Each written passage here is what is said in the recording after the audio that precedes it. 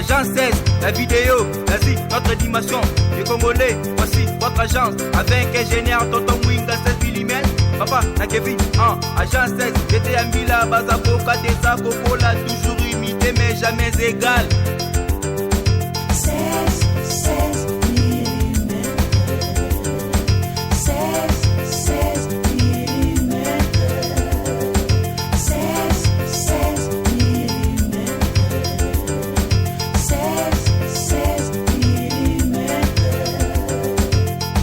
Réalisation, clip vidéo, théâtre et cinéma, publicité, documentaire, magazine, reportage mariage, reportage d'aide et émission. 16 mm. 16 mm.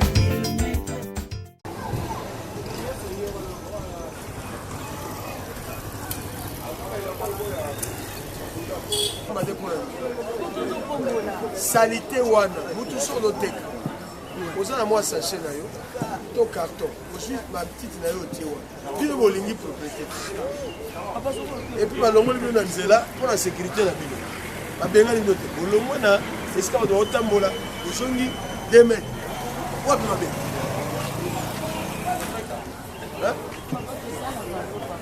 boteka 2 mètres soki nakuti mutu na trottoir wana soki nakuti ka likasa moko na longoli honnête, ok? Non, mais c'est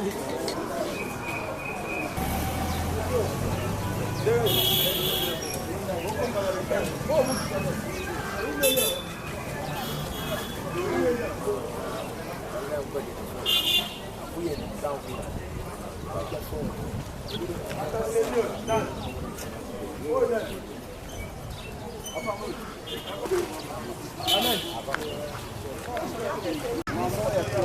Ça y a pas pour la salle.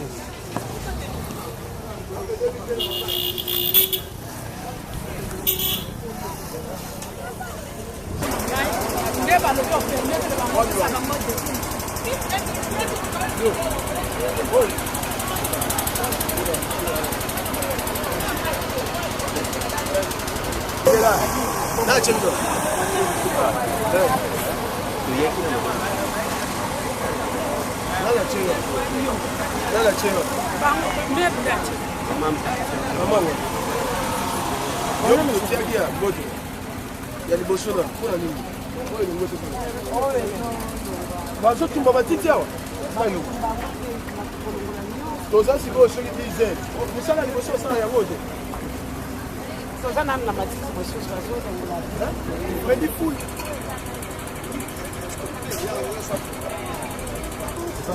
pourquoi est-ce que bazotumba matiti mpona nini aboboma boma atumba matiti te mopolue ye to moto environnement wapi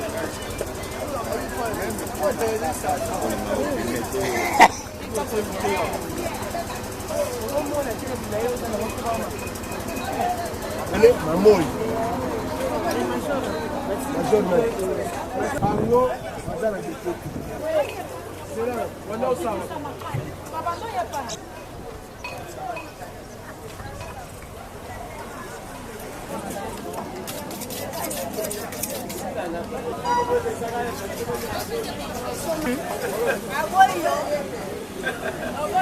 kama jibu sisi na moni wana kufufu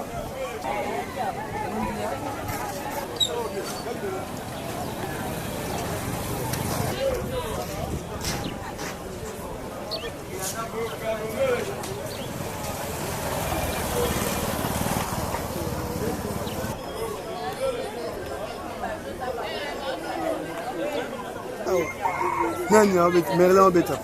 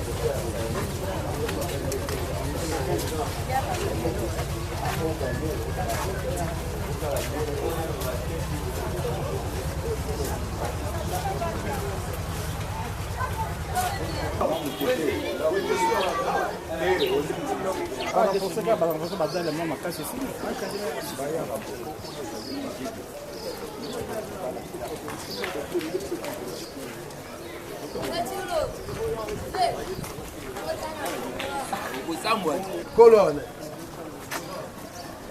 Colonne. Yo, Bombuka. C'est bien.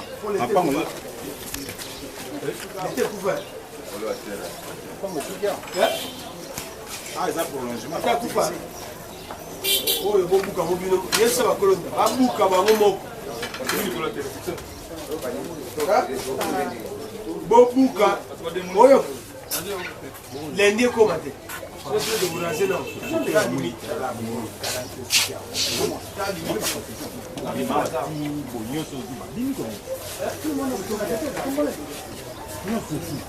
Oh, Dieu se côté.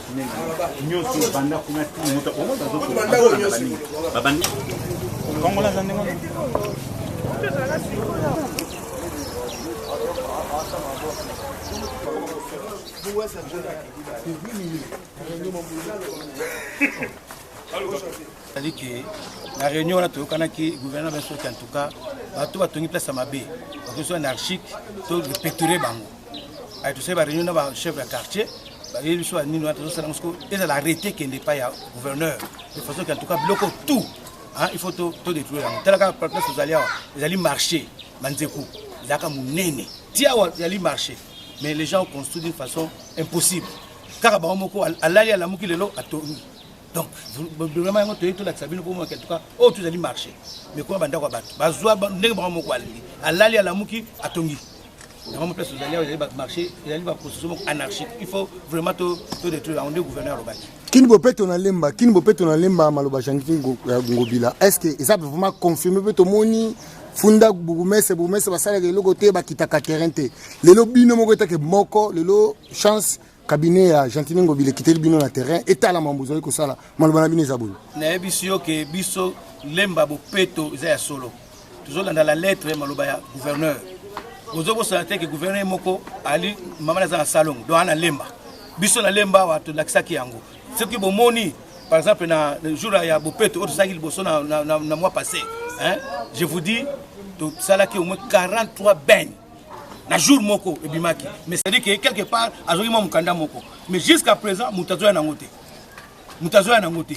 Tout ça déjà au moins 10 descentes yango lelo. Bayaka na mikanda wana te. Pour na biso tout ko buka mbala mongo te, faut mutaye na mukanda, tele mukanda. Ce gars na ordre, c'est comme ça, total yango. Mais tu bika que au 10e descente bayaka te.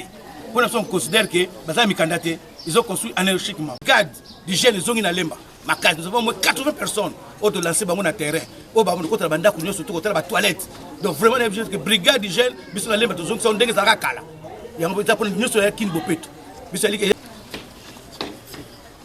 français. Je peux poser, vous posez au moins. Monsieur le bourgmestre adjoint, bonjour. Bonjour. C'est le journal de l'éducation. En peu de mots, pouvez-vous résumer la tournée d'aujourd'hui? Quel message communiquez-vous à travers cette activité de tout à l'heure? Je crois que l'activité d'aujourd'hui, c'est pour dénicher les maisons de construction anarchique.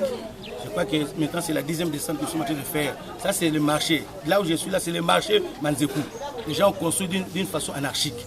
Nous avons dit qu'en tout cas, la descente d'aujourd'hui, parce que nous attendons le ministre de l'Environnement qui vient, pour lui montrer comment les gens ont mal construit. C'est-à-dire qu'aujourd'hui, c'est pour montrer à la face de Quinois qu'il y a des gens construits d'une façon anarchique, il faut détruire ça. Mais pour détruire, il y a une procédure. Il faut venir d'abord voir et puis demander à ces gens s'ils ont des papiers. S'ils n'ont pas de papiers, là en tout cas on va vraiment suivre ça la lettre, le message du gouverneur. Et pour ceux qui ont des papiers? Pour ceux qui ont des papiers, on va observer. Nous avons des commissions juridiques chez nous aussi. On va voir s'ils ont des papiers. Monsieur le bourgmestre adjoint, vous venez d'être installé il n'y a pas longtemps. Quelle vision avez-vous pour la commune de Lemba? Je vous dis, nous avons la vision parce que Lemba, vous savez très bien que c'était une commune des intellectuels, des gens qui se respectaient. Nous voulons faire revivre ça. Donc nous sommes là pour revivre Lemba d'antan. Comment est-ce que Lemba s'est comporté? Les jeunes étaient vraiment dynamiques, ils faisaient les salons, c'était propre. Nous voulons redynamiser ça pour que ça soit encore propre davantage. C'est notre vision pour Lemba. Merci. Merci.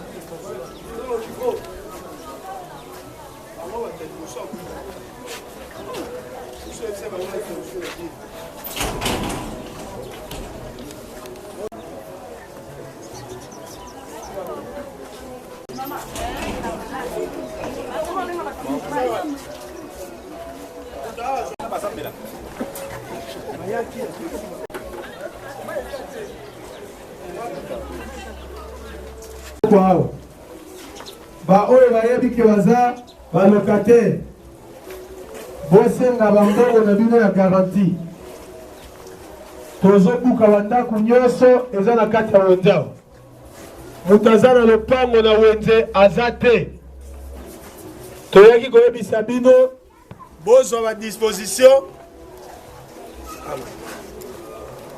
na baoyo bozwa badisposition bozwa badisposition molongo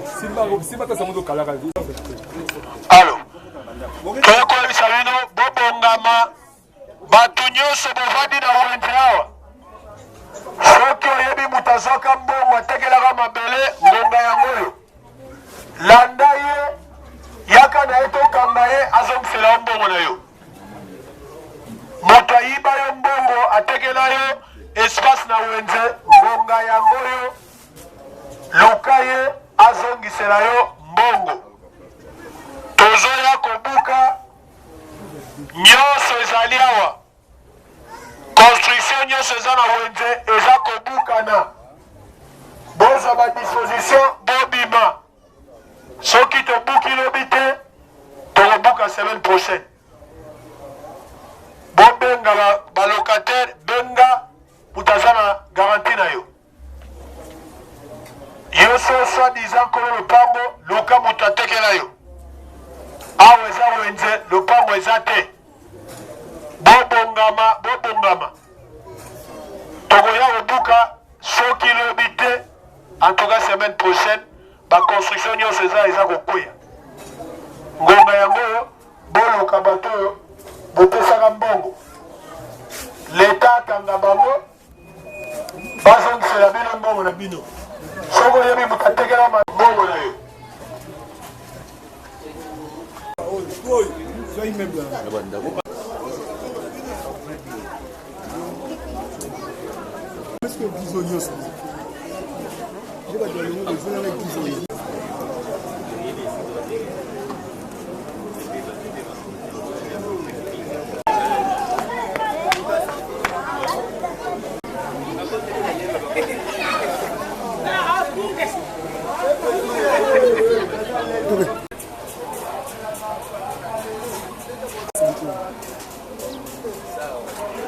Centre de santé.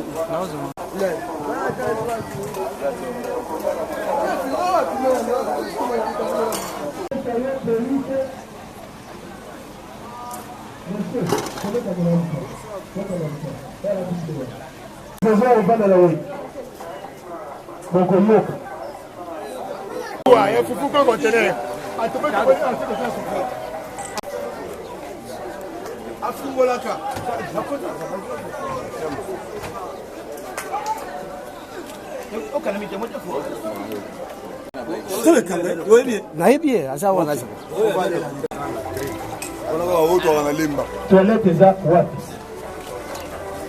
Susu ye. Dale wote libanda. Sala.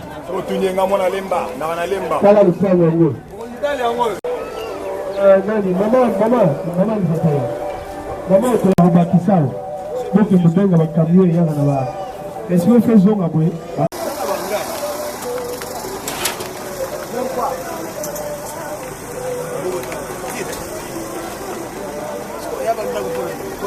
bota velo ni mabomba tana bilo tana tira bilo mabomba ndio malume yako kwa nini ngao ngao ndio mtendo nani bamini deko watu mama administrateur bazan ça là des promos non yo to connais au côté de la compte la sanité la sanité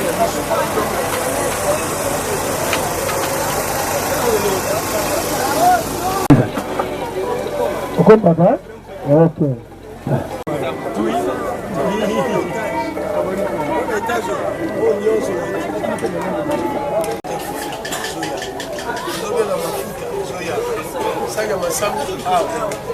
Déjà mouvement on est ça là. Bino olongwete. Ligne oyo. Oyo mibale.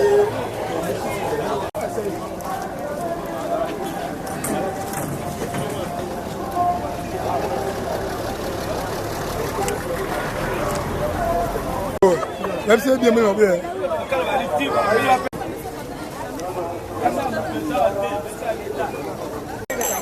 So ba yete biso de manquer de ça.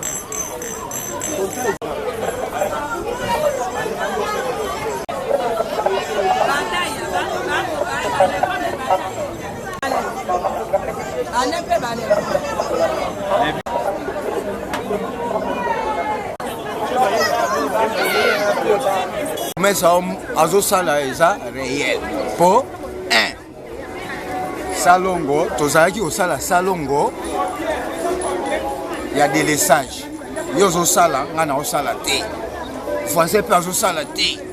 Ogobi misa salita wa ochena coin, mutako longolango azate, mbula soke noki ezongi na terrasse. Tu vois? Hein? Papa bourgmestre yé na initiation bien. Alobi ke mutu nyonso ifa sala salongo na liboso ya lupangu na eto liboso ya mesa na yo. Tango sali salongo. Lupe déchet na yo na ndwa oyo esengi ke mutuka soki eye elongola yango. Mais papa bourgmestre yé biso initiation mosusu alobi ke omoni wenzo yo.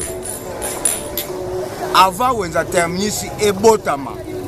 Toutana wenza sipe. Wenza terminisi ezaibi tula. Lelo soko kena terminus omona inondé bazana parking bazana dépôt mais na ubiso ba mama munzeku wenzo eza mama manzeku tozana ni dépôt ni parking mona ni toana dépôt na parking ko ba batomi na wenzo bon tozwa tokoma décalé omoni soko tali sima ya marché place ezaki fulu omoni place ezaki fulu et comment ba annexe batu banda kwa batu batonga on ne sait pas le bourgmestre s'est passé hein le futur on ne sait pas binonde batu hein ya mayele bozo mona de loin faut bolandela botala ke ah mais o ezaki wenze comment est comme ndako on enlève tout ça oh déjà à clôturer et loko ba buki buki yango oh bazo sa fondo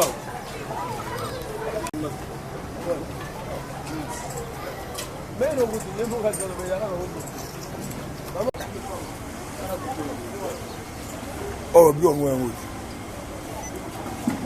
Bonjour monsieur. Bonjour. C'est M. Nkwimi. Je suis le collaborateur du bourgmestre. Collaborateur du bourgmestre. M. Nkwimi, nous sommes descendus aujourd'hui au marché Super Lemba. Vous avez accompagné le bourgmestre comme vous l'avez dit tantôt. Qu'est-ce que les gens peuvent retenir de cette descente? Bon, écoutez, le président Félix Tshisekedi, le jour où il a prêté serment, il était vraiment dans un état de changer le Congo. Par exemple, nous sommes en train de voir les constructions anarchiques dans le marché de Lemba. Est-ce que, regardez par exemple ici, cette parcelle n'est pas à vendre dans les marchés. Or, le marché doit générer les recettes. Le bourgmestre est en train de travailler pour que la commune de Lemba,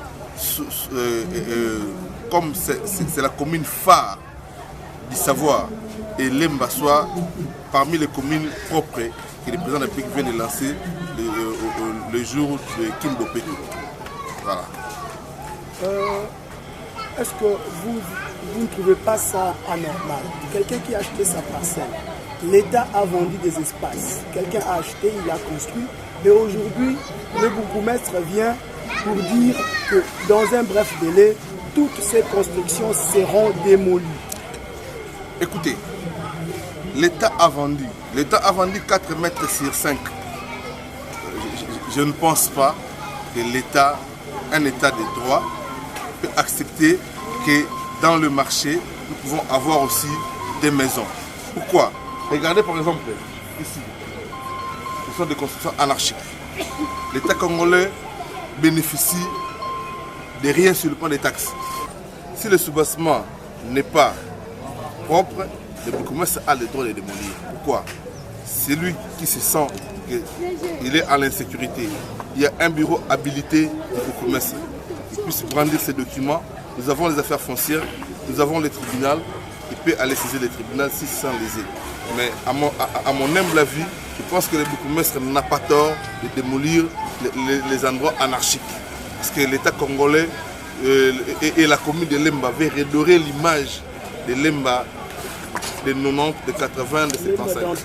Voilà, c'est un peu ça. Donc moi je ne condamne pas les bourgmestres. Ils sont en train de voir ce que le bourgmestre est en train de faire comme travail. C'est un travail de titan. Je n'ai jamais vu ça dans la commune de Lemba. Et je pense que nous sommes dans l'obligation de soutenir le bourgmestre. Tant qu'un natif de Lemba, tant que l'autorité municipale de Lemba, il a vraiment le souci de donner aux habitants de Lemba l'image que Lemba doit toujours en avoir, donc une image de savoir. Et je pense que nous sommes derrière le bourgmestre. Merci beaucoup. Agence 16, la vidéo, vas-y, notre dimension. Les Congolais, voici votre agence. Avec ingénieur Tonton Mwinga 16 mm. Papa, na Kevin, agence 16. J'étais à Mila, Bazako, Kadesa, Kokola, toujours imité mais jamais égal. 16 mm. 16 mm. 16 mm. 16 mm.